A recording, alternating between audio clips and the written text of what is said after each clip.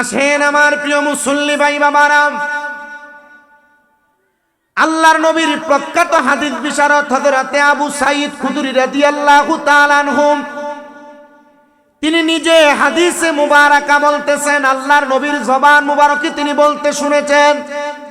তিনি বলেন, আল্লাহ তাআলা কোরআনুল কারীমের আয়াতে কারিমার মাধ্যমে দুনিয়ার মানুষদেরকে সতর্ক করেছেন তারা যেন নিজের কথা না ভুলে যায়, মানে গুনাহ করতে করতে তারা যেন তাদেরকে গুনাহের দিকে অবধারিত না করে দেয়, ঠেলে না দেয়। আল্লাহর হাবিব তাদেরকে উদ্দেশ্য করে বলেছেন, যারা দুনিয়ার জমিনে মিথ্যা কথা বলে, যারা ফায়সা কথা বলে, মন্দ কথা বলে, দুনিয়ার জমিনের মধ্যে ইসলাম বহির্ভূত কর্মকাণ্ডগুলা করে বেড়ায়, এরা করার পর আবার তারা একবারের পর বারবার তারা এই গুনার কর্মকাণ্ড করে। আমার আল্লাহ তাআলা এদেরকে গুনার কাজের দিকে এমন ভাবে দিন দুনিয়ার কথা ভুলাইয়া তাদেরকে গুনার দিকে অবধারিত করে রাখছেন। এই গুনার কাজের মাধ্যমে আল্লাহ তাআলা তাদের জীবনের পুরাটা সময় ব্যয় করে দেয়। এমন একটা সময় চলে আসবে যেই মানুষগুলা দুনিয়াতে এমন মন্দ কাজ, ফাসিক হওয়ার মতো কর্মকাণ্ডগুলা করে, তারা কোনো তওবা করলে আল্লাহর দরবারে কবুল হবে না। হুজুর, তাহলে আমাদেরকে এই মন্দ কাজ, এই ফায়সা কাজগুলা থেকে বেঁচে থাকার জন্য কি করা লাগবে একটাবার আমাদেরকে জানায়া দেন না।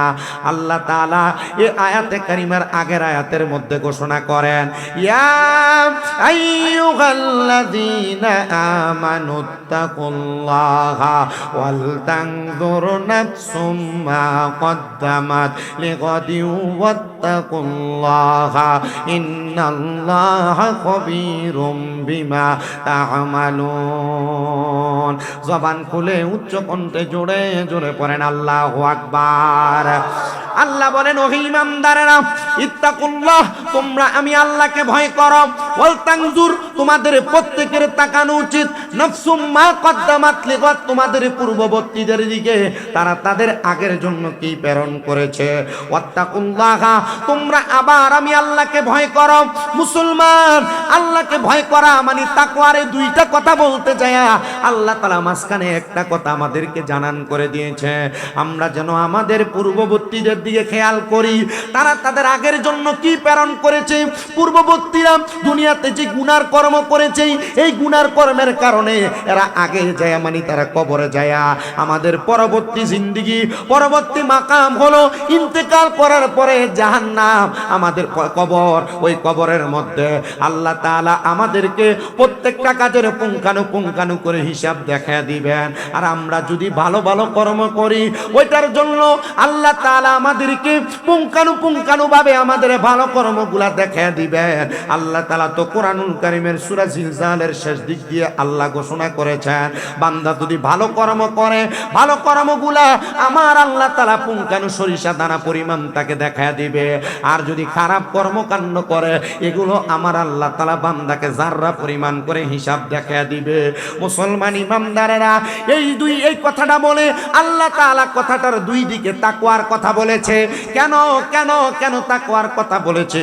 হযরতে আব্দুল্লাহ ইবনে আব্বাস রাদিয়াল্লাহু তাআলা আনহু বলেন, আমি একদিন আমার নবীজির সম্মুখে বসা, নবীজি হাতিমে কাবার সামনে বসে আমাদেরকে উদ্দেশ্য করে বলেন, উপস্থিত সব সাহাবায়ে কেরাম মনে রাখবা, যারা তাকওয়া অর্জন করে, যাদের ভিতরে খোদাভীতি আছে, একটু মনোযোগ দেন, এই কথাটা একটু শুনেন। তাকওয়া অর্জন করা মানে খোদাভীতি অন্তরে থাকা। যারা খোদাভীতি অন্তরে ধারণ করে, ওই মানুষগুলা কখনো গুনার দিকে কদম বাড়ায় না। আব্দুল্লাহ ইবনে আব্বাস রাদিয়াল্লাহু তাআলা আনহু বলেন, নবীজি বলেন, যদি তোমরা খোদাভীতি অর্জন করো, তাহলে তোমরা তোমাদের জবান দ্বারা পড়ো লা ইলাহা ইল্লাল্লাহ মুহাম্মাদুর রাসূলুল্লাহ সাল্লাল্লাহু আলাইহি ওয়াসাল্লাম। যদি তোমরা খোদাভীতি অন্তরে ধারণ করো, তাহলে তোমরা কখনো শিরিক করবে না। যদি তোমরা খোদাভীতি অর্জন করো, তাহলে তোমরা কোনোদিন মানুষকে মন্দ কথা বলবে না, বাজে কথা বলবে না, মানুষের উপর অত্যাচার করবে না, অন্যায়ভাবে কাউকে হত্যা করবে না। যদি তোমরা খোদাভীতি অর্জন অর্জন করো, তাহলে একজন মুসলমান তোমার জবান এবং তোমার হাত থেকে রক্ষা পাবে। প্রিয় মুসলমানেরা, খোদাভীতি মানে তাকওয়া এমন একটা বড় নিয়ামত। এই তাকওয়া যারা অর্জন করতে পারে তারা দুনিয়াতেও সফল কাম, আখিরাতেও সফল কাম। তাকওয়া মানে খোদাভীতি। এই খোদাভীতি যদি অর্জন করা যায়, আমরা কখনো কোনো গুনার কাজ করতে আমরা 10 বার চিন্তা করব, আমরা কোনো মন্দ কাজ করতে 10 বার চিন্তা করব, নামাজ ছেড়ে দেওয়ার আগে 10 বার চিন্তা করব, আমরা মানুষের উপর অন্যায় অত্যাচার জুলুম করার আগে 10 বার চিন্তা করব। কারণটা কি? কারণ আমরা খোদাকে ভয় করি। আমরা জানি দুনিয়ার জমিনের মধ্যে খোদাকে ভয় করা এটা আমার আল্লাহ তাআলার পেয়ারা হাবিবের বড় পছন্দ।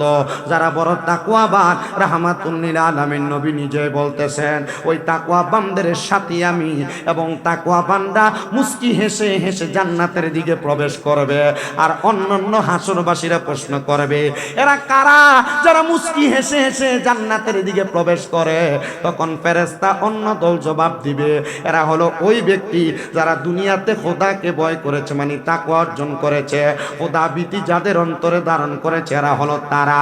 সাহাবায়ে কেরাম প্রশ্ন করেন, ইয়া রাসূলুল্লাহ, যারা দুনিয়াতে খোদাভীতি অর্জন করে না, মানে যাদের মধ্যে খোদাভীতি তাকওয়া নাই, আল্লাহর প্রতি ভয় নাই, ওই মানুষগুলার অবস্থাটা কেমন হবে? একটা বার আমরা জানতে চাই। হযরতে আনাস ইবনে মালিক, আবু সাঈদ খুদরি রাদিয়াল্লাহু তাআলা আনহু, হযরতে জাবির ইবনে সামুরা রাদিয়াল্লাহু তাআলা আনহু, তিনজন সাহাবাই, তিনজন হাদিস বিশারদের একই বর্ণনা। তারা বলতেছেন, আল্লাহর হাবিব মুহাম্মদুর রাসূলুল্লাহ সাল্লাল্লাহু আলাইহি ওয়াসাল্লাম নবী আমার জানায়া দেয়, যারা তাকওয়া অর্জন করে না, খোদাভীতি অর্জন করে না, ওই মানুষগুলা দুনিয়া থেকে লাঞ্ছনা বঞ্চনার সাথে ইন্তেকাল করে তারা কবরে যায়, এবং লাঞ্ছনা বঞ্চনা নিয়ে কবরে যাওয়ার পরে এরা কবরের মধ্যে কঠিন আযাবের শিকার হয়। কবরের পরে হাসরের ময়দানে, সমস্ত হাসরের ময়দানবাসীর সামনে এরা বেয়াজ্জতি হবে, লজ্জা পাবে। শুধু এইটা নয়, হাসরের ময়দানের পরে ফুলসেরাত নামক একটা জায়গা তাদের সামনে আসবে। তারা ফুলসেরাতের মধ্যে পা রাখার পরে ফুলসেরাতের নিচে আমার আল্লাহ তাআলা যে হাবিয়া নামক দুজক রেডি করে রাখছে, এরা ওই দুজকের আগুনের মধ্যে ধাও ধাও করে জ্বলবে। মুসলমানেরা, এই জন্য সবার কাছে বলি, খোদাভীতি অন্তরে নেন। এবার আপনারা আমার কথার জবাব দেন, যাদের অন্তরে খোদাভীতি, এক কথায় তাকওয়া আছে, এরা কি কখনো কোনো মন্দ কাজ করতে পারে নাকি? আপনাদের কি কষ্ট হচ্ছে? আপনারা কি আমার ওয়াজ বুঝতেছেন? খোদাভীতি অন্তরে থাকলে কখনো গুনার কাজ করতে, হুজুর তাকওয়া। এলাকার মানুষ, আপনাদের পাশে তো চান্দ্রা দরবার আছে না? এবং অত্র অঞ্চলে আহলে সুন্নাত ওয়াল জামাতের আকীদা এবং শক্ত একজন আলেম হিসেবে কিন্তু চান্দ্রা দরবারের বর্তমান পিছে হুজুরজি আল্লামা হুজ্জাতুল্লাহ নকশবন্দি বারাকাল্লাহু ফি হায়াতি, আল্লাহ ওনার হায়াত অসংখ্য বরকত নসিব করে। ওনাকে সবাই জানে, চিনে। আমি যখন ওই 2017 সালে প্রথম ওয়াজ শুরু করি, আমাকে কুমিল্লাতে এক মাহফিলে হুজুর দেখে আমার গালে এভাবে থাপ্পড় লাগাই দিয়ে হুজুর বলছিল, হ্যাঁ পাগলা, পড়ালেখা করো, চালাইয়া যাও। কুমিল্লা 19 শাহ আব্দুল্লাহ গাজীপুরের খাদেম আমজাদ শাহ ফকিরের মাজারের মাহফিল, আমার মনে আছে 2017 সাল। আমি তখন থেকে চিনি, তো চিনি যে তখন থেকে না, ওনাদেরকে এবং আপনাদের ফরিদগঞ্জ, রামগঞ্জে যতগুলা আহলে সুন্নাত ওয়াল জামাতের পীর মাশায়েখের দরবার আছে, মোটামুটি সবাই কম বেশ যে খেদমত চালায় গেছে, এই খেদমতের কারণে আপনাদের অত্র অঞ্চল আহলে সুন্নাত ওয়াল জামাতের আকীদার উপর অটল আছে, ঠিক না? তো যেহেতু পাশেই দরবারে প্রতি সপ্তাহে, প্রতি মাসে খুশুসি মাহফিল হয় না?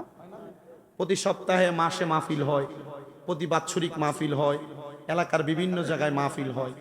তাকওয়ার কথা, কবরের কথা, হাসরের কথা, নামাজের কথা, রোজার কথা, কবর, হাসর, মিজান, ফুলসেরাত, জান্নাত, জাহান্নাম, মা বাবা, সুদ, ঘুষ, হালাল হারাম, এগুলা নিয়ে কত ওয়াজ হয়। কিন্তু হেদায়েত,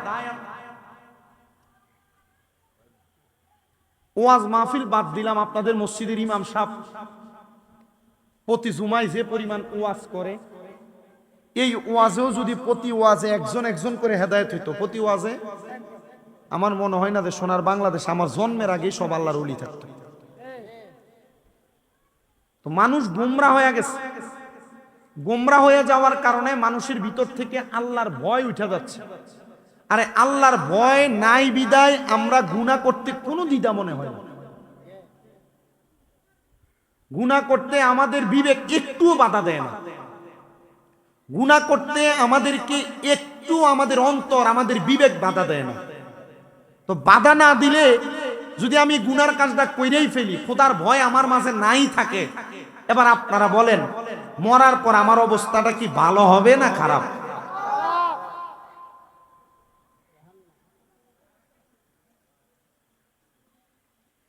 খারাপ যেহেতু বলেছেন আপনারা, মরার পরে অবস্থা হবে কেমন খারাপ অবস্থা হবে আমি আপনাদের কাছে জাহান্নামীদের একটা ছোট্ট বর্ণনা দেই, শুনেন।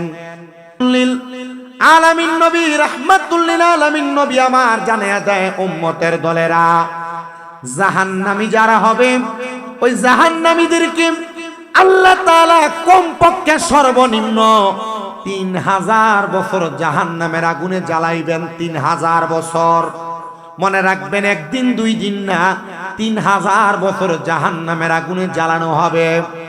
দুনিয়ার আগুনের মধ্যে আপনি আমি একটা আঙ্গুল যদি মাত্র একটা সেকেন্ডের জন্য রাখি, আমাদের আঙ্গুল পুরো একবারে কালো হয়ে যায়, একবারে পুরো ছাই হয়ে যাওয়ার মতো অবস্থা। আর জাহান্নামের আগুনের মধ্যে যদি কমপক্ষে 3000 বছর রাখে অবস্থা কেমন হবে? জাহান্নাম আর আখিরাতের 3000 বছর দুনিয়ার 3000 বছরের মতো না। দুনিয়ার লম্বা সময়ের চাইতে আখিরাত জাহান্নামের এই লম্বা সময়টা বড় কঠিন সময়। এ প্রিয় মুসলমানেরা, 3000 বছর জাহান্নামের আগুনের মধ্যে যে আপনারে আমারে জ্বালানো হবে, এমনি এমনি জ্বালানো হবে না। জাহান্নামের আগুনের রংটারে আমার আল্লাহ তাআলা সর্বপ্রথম লাল ধবধবে দুনিয়ার আগুনের মতো বানায়া দিবে। ওই লাল রঙের আগুনের মধ্যে আপনার আমার শরীরটা জ্বলতে থাকবে, চামড়াগুলা গলে গলে পড়তে থাকবে। শুধু এইটা না মুসলমান, আমাদের দেহটা যখন জ্বলে যাবে আল্লাহ তাআলার ফেরেশতারা তাকায়া দেখবে আমার আল্লাহ তাআলা ফায়াকুন বইলা আবার বান্দার দেহটার অবকাঠামো তৈরি করে ফেলেছে। যখন অবকাঠামো তৈরি করেছে আবার বান্দার দেহের মধ্যে আগুন লেগে গেছে। আল্লাহ, এমন কঠিন যন্ত্রণা একবার দেওয়ার পর বান্দাকে শাস্তি থেকে তো মওকুফ করা যেত। বলে না না না, বান্দা বারবার গুনাহ করেছে, বারবার বান্দা নামাজ ছেড়েছে, বারবার বান্দা হারাম খেয়েছে, এই জন্য বান্দাকে বারবার গুনার দিকে বান্দাকে আগুনে জ্বালানো হয়। 1000 বছর লাল রঙের আগুনের মধ্যে জ্বালায়া জাহান্নামের আগুনের রংটা এবার সাদা ধোঁয়া যুক্ত বানাইব। ওই আগুনের মধ্যে আপনারে আমারে আরো 1000 বছর জ্বালাইব। মুসলমান, এবার আরো 1000 বছর জ্বালায়া ওই বান্দার জাহান্নামের আগুনটারে আরো 1000 বছর কালো ধোঁয়া যুক্ত বানাইব। কালো ধোঁয়া যুক্ত আগুনের মধ্যে আমাদেরকে জ্বালাইয়া এবার আমাদেরকে 3000 বছর যখন জ্বালাইব, নবী আমার যখন এই কথা বলতেছেন নবীজির অসংখ্য সাহাবায়ে কেরামরা কান্না করে দিছে। নবীজির অসংখ্য সাহাবায়ে কেরাম কান্না করতে করতে বেহুশ হয়ে গেছে। ডাক দিয়া বলে, নবী, এমন কঠিন আযাব আপনার উম্মত সহ্য করতে পারবে না।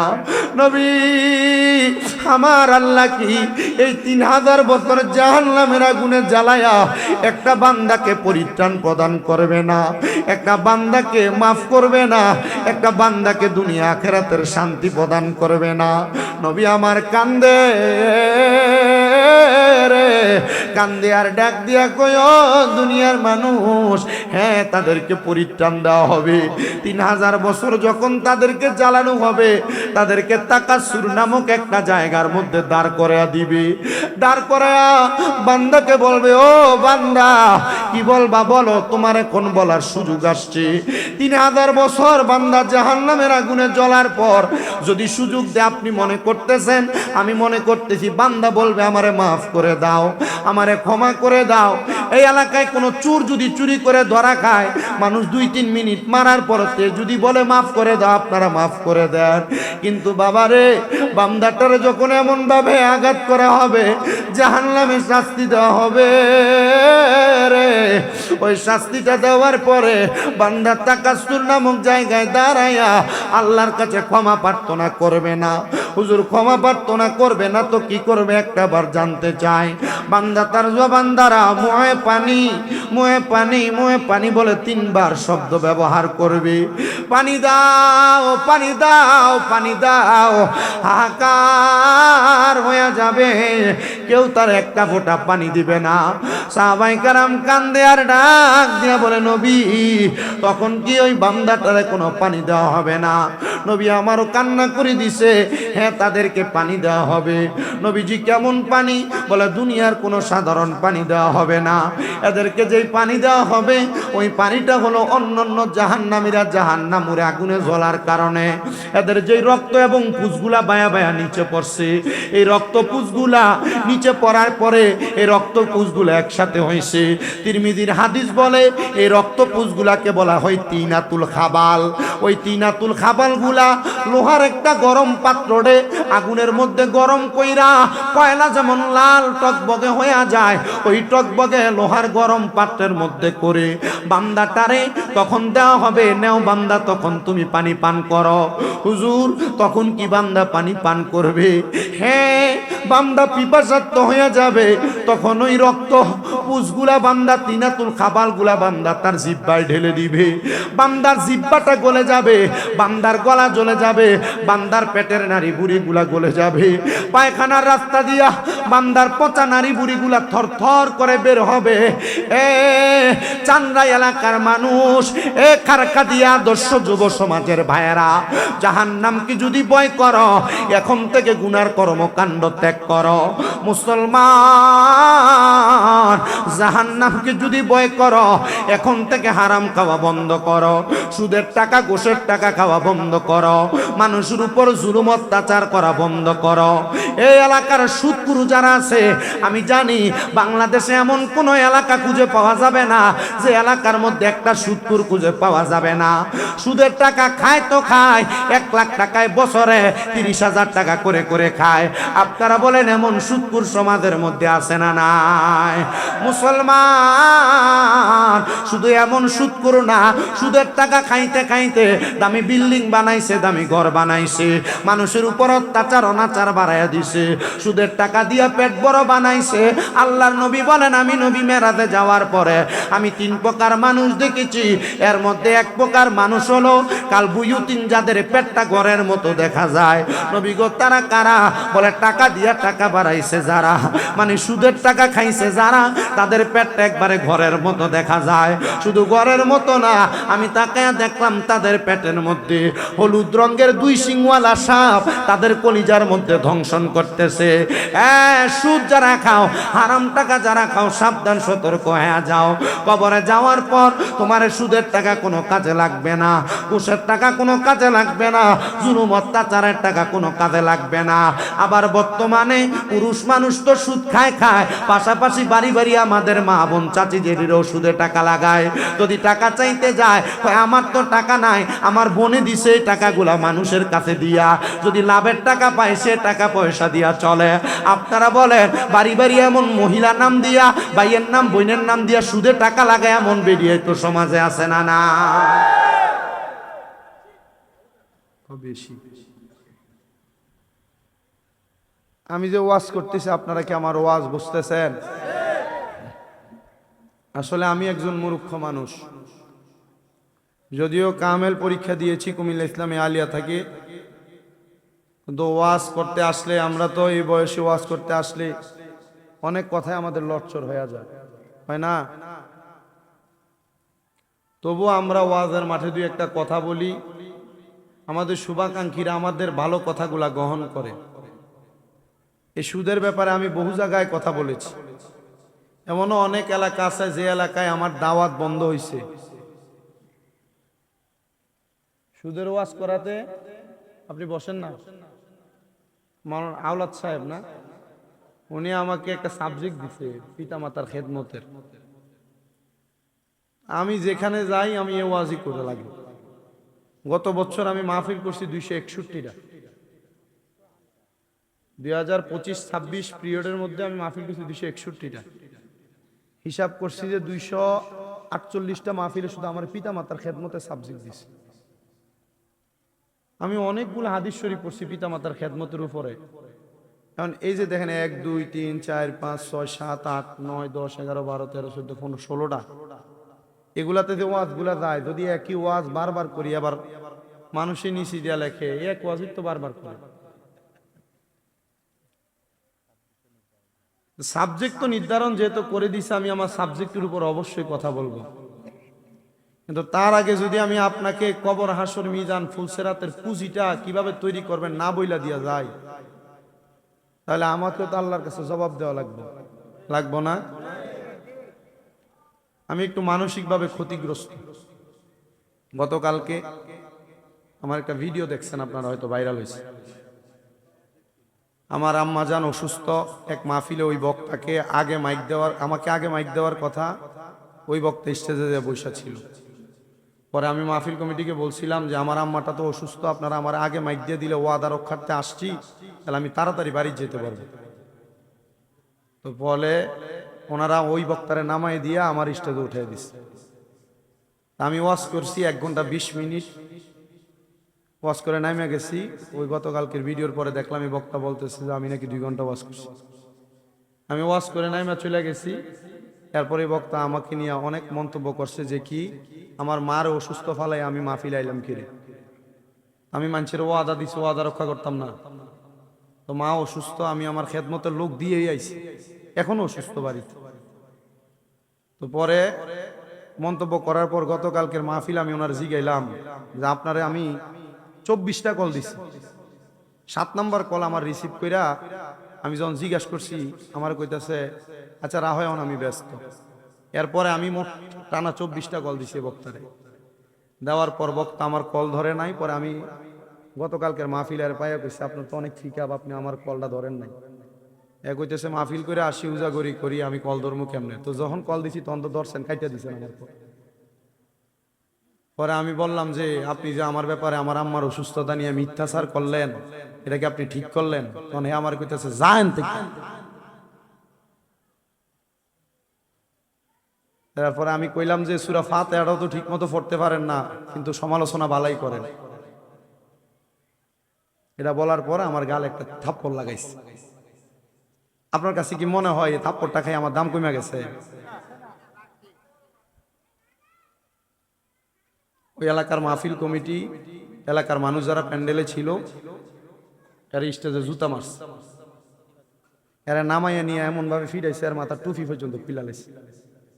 আমি নিজে মাইকে বলছি যে আপনারা শান্ত হন, এ যা করছে এর কর্ম করছে, আপনারা উগ্র হয়েন না।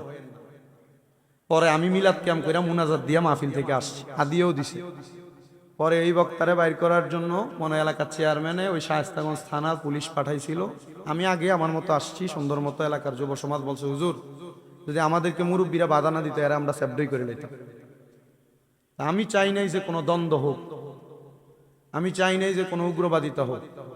আমি শুধু এতটুকু বলছি যে আপনি যখন আমার মাকে নিয়ে কথা বলবেন তখন আমি আপনাকে ভালো কথা বলতে পারবো না। আমি ডাইরেক্ট বুঝি সমাজে বহু সমালোচনা, বহু কাজ হবে। আমি যে আমার অসুস্থ আম্মাটার জন্য কি কাজ করছি, আমার এই ছোট ভাই এটা আমার, তারে জিগাইয়েন, অথবা আপনারা সবাইরে দাওয়াত দিয়ে গেলাম আমার বাড়িতে যাইয়েন। পিএলআইডি অপারেশন হয়েছে, তো হাঁটতে চলতে পারছে না। আমি আমার এই হাতগুলা দিয়া বললে গুনাহ হবে না, আমার শরম দাম কমবে না। আমি বক্তাই হয়েছে আমি এলেম দিয়া না, আমার মা বাপের দোয়া দিয়ে। আমি আমার এই হাতগুলা দিয়ে আমার মার প্রস্রাব পায়খানাটি সাফ করা লাগছে, আমার গুণ হইব? তবুও যাক, যত কিছু হয়েছে এখনো তো খেদমত চলে। আমি এই জন্য মানসিকভাবে ক্ষতিগ্রস্ত। তো আমাকে আহলে সুন্নাত ওয়াল জামাতের অনেক বড় বড় ওলামায়ে কেরামরা কল দিছে, বলছে যে বাবারে তুমি যে, আমরা তো এটা চিন্তা করছি তুমি রাগটা কন্ট্রোল করে যে ভেড়ার উল্টে একটা দিছো না। আমি কইলাম যে আমি রাগ কন্ট্রোল করে ভেড়ারে মারবো কেন? উনি ওনার নিজের কর্মের পরিচয় দিছে। আর উনি যদি সূরা ফাতিহাটা ক্লিয়ার করে পড়তে পারে, দেখি ইন্টারনেটে আইসা একবার সূরা ফাতিহাটা ক্লিয়ার করে পড়া দিত। কাদা ছোড়াছুরি হবে বিদায় আমি এটা নিয়ে বাজে কোনো মন্তব্য করার চেষ্টা করি নাই। সুন্নি যত মানুষ সোশ্যাল মিডিয়া এগুলা দেখেছেন, আপনারা এগুলা দেখে শুধু নিজেদের জায়গায় স্থির থাকেন। স্থির থেকে এতটুক মাইনা নেন যে উনি মুরব্বী হিসেবে আমার একটা শাসন করছে, আর আমি ফুত হিসাবে এটা থাপ্পড় গালে নিয়ে নিছি। কথা ঠিক আছে না? যদিও উনি আমার আম্মাকে নিয়ে সমালোচনা করছে, সমালোচনা করার পরও উনি আমাকে উত্তর দিছে, তোর মা কুমিল্লা, আমি কি তোরে মারে দেখতে গেছি? তো সমালোচনা তো ঠিকই করে ফেলছে। তখন আমি রাগান্বিত হয়ে বলছি যে সূরা ফাতিহা ঠিক মতো পড়তে পারেন না, তো আপনি সমালোচনা করেন কেন? আল্লাহর দরবারের ফয়সালা আল্লাহ কিভাবে কি রাখছি। আমি আপনাদের সবার কাছে বলবো, আমরা যারা তরুণ বয়সে ওয়াজ করি, এই যে বললাম 261টা মাহফিল করছি, 261টা মাহফিলে যদি 1.5 ঘন্টা করে ওয়াজ করি, আপনি এই 1.5 ঘন্টার 261 দিয়া গুণ দেন, ধরেন 261 ঘন্টা, 261 ঘন্টা কথা বলার পরে কি আমার 10টা ভুল বক্তব্য আসতে পারে না? ভুল বক্তব্য আসার পর আমি যদি ভুলের উপর অটল থাকি, তখন না দেখা যায়। আমার জীবনে আমি যে ওয়াজ করি 10 বছর 17 সাল থেকে চলতেছে, আমার 3-4 বার অনেক কথা আমার মুখ দিয়ে আসছে, যে কথার কারণে আমি সমালোচিত হয়েছি। কিন্তু সমালোচিত হওয়ার পর আমি আল্লাহর দরবারে তওবা করেছি। কেন জানেন? কারণ এটা আমার দাখিল ইবতেদায়ী লেভেল, দাখিল লেভেল, আলিম লেভেলের জিনারা আমার উস্তাদ ফাউন্ডেশন তৈরি করে দিয়েছে, ওনাদের শিক্ষা। আব্বারে কোনো অন্যায় করার পর কেউ যদি ছোট হয়, খাটো হয়, মাপ চায়, তার দম কমে না। যেখানে বান্দা 1000 গুনাহ করার পরে আল্লাহর কাছে ক্ষমা চাইলে আল্লাহ মাফ করে দেয়, তো তুমি তো ওয়াজে ভুল করো, তোমার ক্ষমা তো আল্লাহই করবে। আমি তখন এটা মাইনা নেই। এজন্য আমি আপনাদের সবার কাছে এতটুকু আবদার রাখি, আপনারা আমাদের জন্য দোয়া করবেন। কোনো ভণ্ড, কোনো মুরুক্ষ, কোনো বাতিল, এক কথায় যারা সমাজে বিভ্রান্ত তৈরি করে, এদের কথায়। আর এই যে সোশ্যাল মিডিয়াটা, এটা খুব খারাপ জিনিস।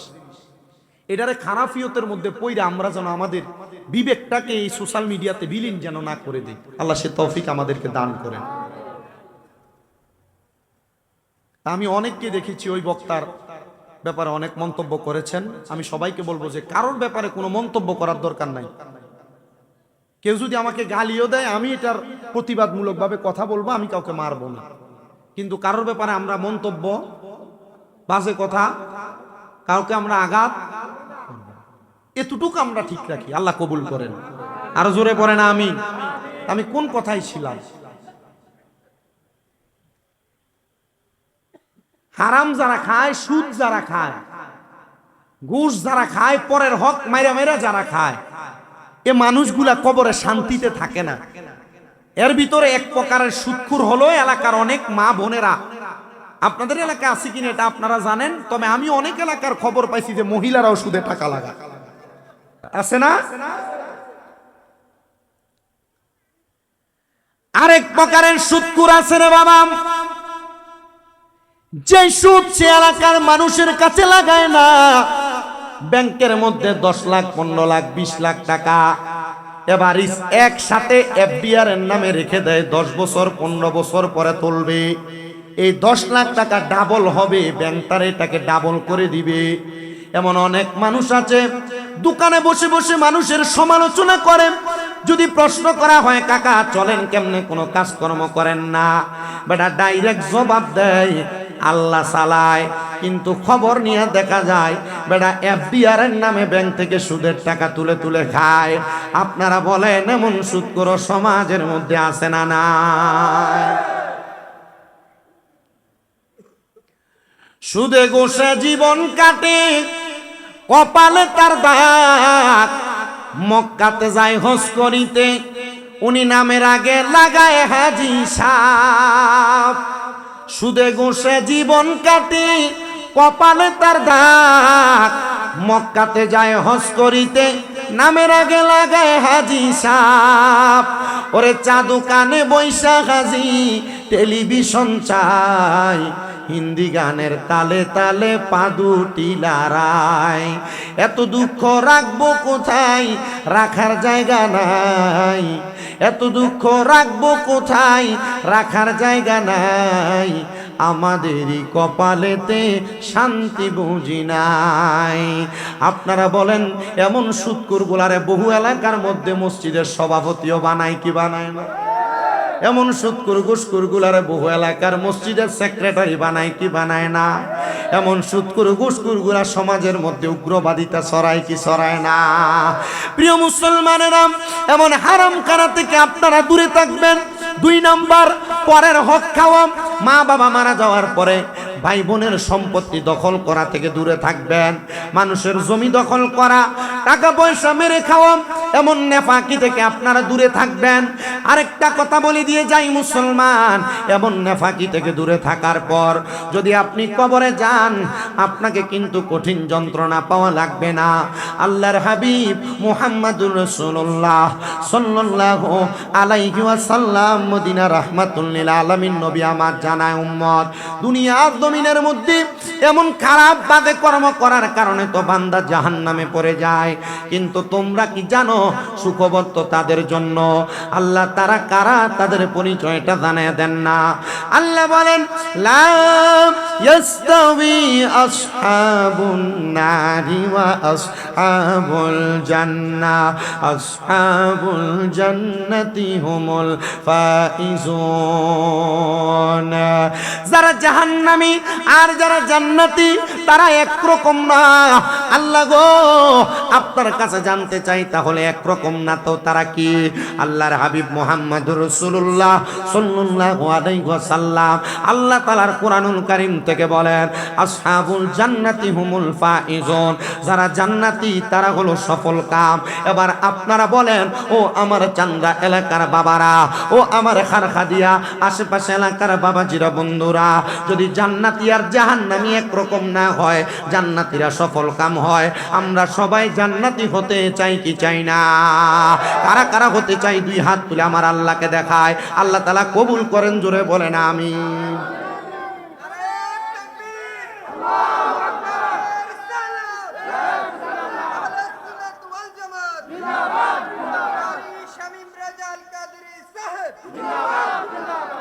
জান্নাতি হতে চাই কিন্তু নামাজ পড়তে চাই না। জান্নাতি হতে চাই, মা বাপরে বাদ দিতে চাই না। জান্নাতি হতে চাই, আম্মা আব্বারে অসদাচরণ করি, খারাপ ব্যবহার করি। জান্নাতি হতে চাই, ভাইয়ে ভাইয়ে দ্বন্দ্ব, ভাবির লোকে দ্বন্দ্ব লাইগা, জালে জালে দ্বন্দ্ব লাইগা মা বাপরে জুদা করে দেই। এমনও এলাকা আছে যে সমস্ত এলাকার মধ্যে মা বাবার খাওন নিয়া, মা বাবারে কে কয় বেলা খাওয়াই বেটা নিয়ে সালিশ বসে, বিচার বসে, দরবার বসে। কথা বলেন না ঠিক কিনা? আল্লাহর নবী এভাবে জানায়, কপাল পোড়া, হতবাগা, কপাল মন্দ ওই মানুষটার, যেই ব্যক্তির দুনিয়াতে মা বাবা থাকা অবস্থায় সে জান্নাত হাসিল করতে পারে নাই। তাদেরকে মন্দ কপালওয়ালা বলছে, বদ নসিবওয়ালা বলছেন, হতবাগা বলছেন।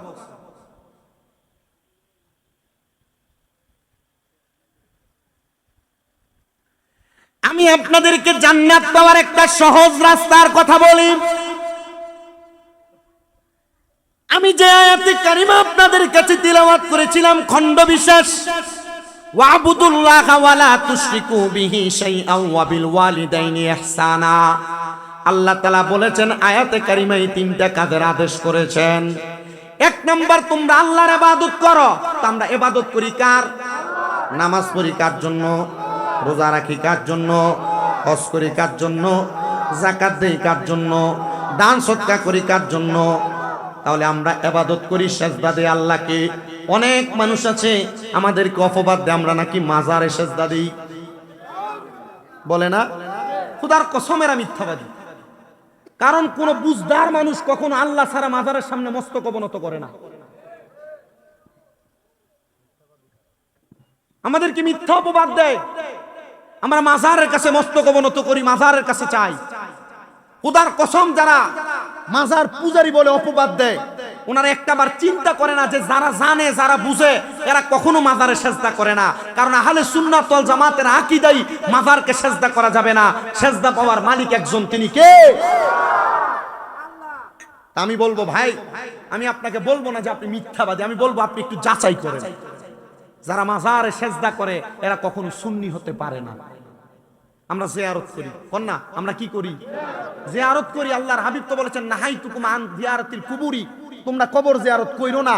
কিন্তু নবীজি যখন দেখলেন মানুষ কবরের কথা ভুলে যাচ্ছে, তখন নবীজি বলছে ফাজুরুহা, তোমরা জিয়ারত করো। আমরা কবর জিয়ারত, মাজার জিয়ারত করি এই কারণে যে আমাদের মরণের কথা স্মরণ হবে। আমরা মাজার জিয়ারত করি এই কারণে, কারণ মাজারে যে আল্লাহর ওলি শুয়ে আছেন, আমরা ওনার জিয়ারত করে করে স্মরণ করি, আল্লাহ তোমার এই বান্দা কতই না তোমার পছন্দের ছিল, এই জন্য ওনার মাজার হইছে। আমরা ইবাদত করি আল্লাহর, আল্লাহ ছাড়া কারোর ইবাদত করি না, আল্লাহ ছাড়া অন্য কারোর ইবাদত করা শিরক। আল্লাহ আয়াতের মধ্যে আবারও বলেছেন ওয়ালা তুশরিকু বিহি শাইয়া, তোমরা কোনো কিছুর মধ্যে আল্লাহর সঙ্গে শিরিক করো না। তা আমরা শিরিক করি না, কারণ আমরা ইবাদত করি আল্লাহর, চাই আল্লাহর কাছে, খাই আল্লাহর দেওয়া, সব আল্লাহর, এজন্য আমরা শিরিকও করি না। আল্লাহ তাআলা এবার বলেন আল্লাহ তাআলা এরপরে বলেন ওয়ালা তুশরিকু বিহি শাইআ ওয়াবিল ওয়ালিদাইনি ইহসানা। আল্লাহ তাআলা এরপরে বলেন তোমরা তোমাদের মা বাবার প্রতি ইহসান করো। মা বাবার প্রতি ইহসান বলতে আপনি কি বুঝেন? মা বাবার প্রতি দয়া বলতে আপনি কি বুঝেন? মা বাবার প্রতি আপনি দয়া বলতে কি বুঝেন? মা বাবার প্রতি ইহসান বলতে আল্লাহর নবীর হাদিসে মুবারাকা 5টা হাদিসকে পড়ে আমি মা বাবার প্রতি ইহসান বলতে 1 নাম্বার বুঝেছি, মা বাপ জীবিত থাকা অবস্থায় সন্তান মা বাবার প্রতি সদ্য ব্যবহার করা, সুন্দর ব্যবহার করা, ভালো আচরণ করা, এটা হলো মা বাবার প্রতি ইহসান করা।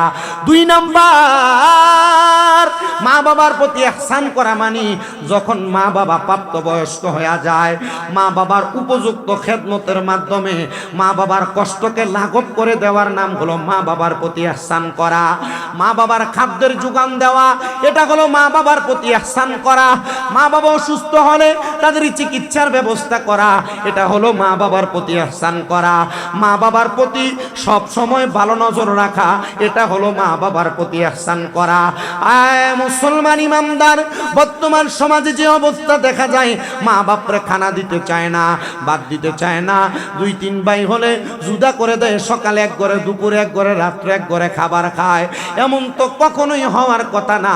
যদিও সামাজিকতা রক্ষা করতে যে এমন অবস্থা হয়, সন্তান সবার কাছে করজোরে আবদার করব।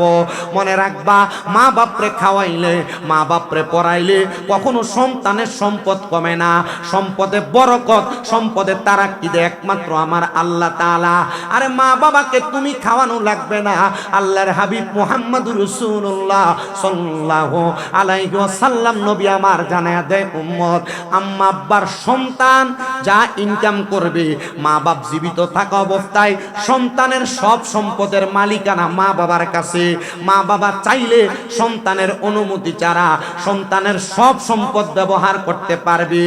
আর বর্তমান সমাজ এমন পচা, এমন নিকৃষ্ট, সন্তানের কাছ থেকে বাবা 100 টাকা চায়া চায়া নেওয়া লাগে, 10 টাকা পান খাওয়ার জন্য চায়া চায়া নেওয়া লাগে। আমার চান্দা এলাকার বাবারা, খারখাদিয়ার মানুষ, না না না, এমন সম্পদের মালিক হইও না যে সম্পদ তোমার মা বাপরে খানা দেওয়া থেকে তোমার বিরত রাখে। আরে তুমি তখন সম্পদওয়ালা যখন তুমি তোমার মা বাবা 10টা টাকা চাওয়ার পর বলতে পারবা অমুক জায়গায় আছে, যা দরকার সব নিয়ে যান। আরে এ সন্তান দেখবা আমার আল্লাহ তাআলা মা বাবার পেছনে সম্পদ ব্যয় করার কারণে তোমার সম্পদে অধিক পরিমাণ তারাক্কি দিবে। তারাক্কি, আমার দিকে তাকায়ও, আমারে আল্লাহ তাআলা কম তারাক্কি দেয় নাই। যে বলছিলাম 1 বছরের কাছাকাছি সময় আম্মু সুস্থ, 9 লাখ টাকার উপরে আম্মার পেছনে খরচ, কিন্তু আল্লাহর কি রহমত, এই 9 মাস, 10 মাস, 11 মাস, 1 বছরের মধ্যে আল্লাহ তাআলা আমার ইনকামে এর চাইতে ডাবলের বেশি বরকত দান করেছে। অন্য কোনো কারণে না, একমাত্র আমি আমার আম্মা জানের কদমে ছোট হওয়ার কারণে। ও সন্তানের দল, প্রথম 2 মাস 11 দিন আমি আমার নিজের বিছানার মধ্যে আমি পিঠ লাগাই নাই। আমার মা খাটে ঘুমাইছে, পাশে টাইলসের মধ্যে আমি নিজে বিছান করে শুয়েছিলাম। মা যতক্ষণ ঘুমায় নাই ততক্ষণ পর্যন্ত আমি চোখ লাগাই নাই। তুমি সন্তান মা বাবার কয়বার খবর নিয়েছ? আবদার জানাই, আবদার জানাই, আম্মা আব্বার প্রতি ইহসান করবা, আম্মা আব্বার প্রতি দরদ দেখাইবা। শোনেন, আম্মা আব্বার প্রতি দরদ দেখাইলে আল্লাহ তাআলা একটা সন্তানকে কেমন নেয়ামত প্রদান করে। খুরাসান এলাকার নাম আপনারা অনেকে শুনেছেন, যে খুরাসান এলাকা থেকে বড় বড় মজবুত আল্লাহর ওলিরা বের হয়েছে। ওই খুরাসানের একজন আল্লাহর বান্দা, যার নাম হলো হযরতে আবু আব্দুল্লাহ খুরাসানি রহমতুল্লাহ আলাই। আবু আব্দুল্লাহ খুরাসানি রহমতুল্লাহ আলাই বলে, আমি আমার জন্মের পরে কোনো দিন আমি আমার মাকে দেখি নাই, আমি আমার জন্মের পরে কোনো দিন আমি আমার আব্বাজানকে দেখি নাই। হযরতে আবু আব্দুল্লাহ খুরাসানি রহমতুল্লাহ আলাই বলেন, আমি যখন আমার মা বাপকে দেখি নাই, আমাকে খুরাসানের একজন বড় আলেম হযরতে আব্দুল্লাহ জাজুলি ওনার দরবারে নিয়ে আমাকে লালন পালন করেছে। উনি যেমন আলেম, আমি আবু আব্দুল্লাহ খুরাসানিও তিনি আলেম বানাইছে। কিন্তু আলেম বানানোর পরে, আলেম হওয়ার পরে কাজ শেষ না। আলেম হওয়ার পরে মানুষের ভিতরে শুধু কোরআন সুন্নাহর জ্ঞান থাকে, কিন্তু আলেম হওয়ার পর কোনো মানুষ যদি তরিকত গ্রহণ না করে, ওই মানুষটা পরিপূর্ণ হয় না। তখন আমাকে হযরতে আবু আব্দুল্লাহ জাজুলি, আমি আব্দুল্লাহকে ওনার দরবারে রাইখা উনি আমাকে তরিকত শিক্ষা দিতে লাগলেন। যেহেতু আপনারা তরিকতপন্থী মানুষ, এলাকাতে ওলামায়ে কেরাম এবং পীর মাশায়েখের দরবার আছে, আপনারা বুঝবেন। উনি বলেন, আমাকে আমার হুজুর কেবলা তরিকতের একটা তালিম শিক্ষা দিয়েছেন, যে শিক্ষাটার নাম হলো ফানা ফিল্লাহ। ওয়াক্ত নামাজ পড়ে, তার পাশাপাশি ফজরের আগে তাহাজ্জুদ পড়ে, ফজরের পরে তোর দুহার নামাজ পড়ে, মাগরিবের পরে আওয়াবিন পড়ে, তোমার পীর বেশি নফল নামাজ পড়ে, নফল রোজা রাখে। পীর যেমন আমল করে, মুরিদ তেমন আমল করে। এটাকে বলে সিরতে ফানা। সুরত আর সিরতে ফানা বলে, এটাকে বলে ফানাফি শায়েক। ফানাফি শায়েক যারা অর্জন করে, তারা ফানাফির রসুল হতে পারে। শায়েকের সুরাতে তারা যখন মুরাকাবা করে, তখন তারা তাদের চোখ দিয়া রাসূল পর্যন্ত মুরাকাবার মাধ্যমে দেখতে পারে। আর রাসূল যখন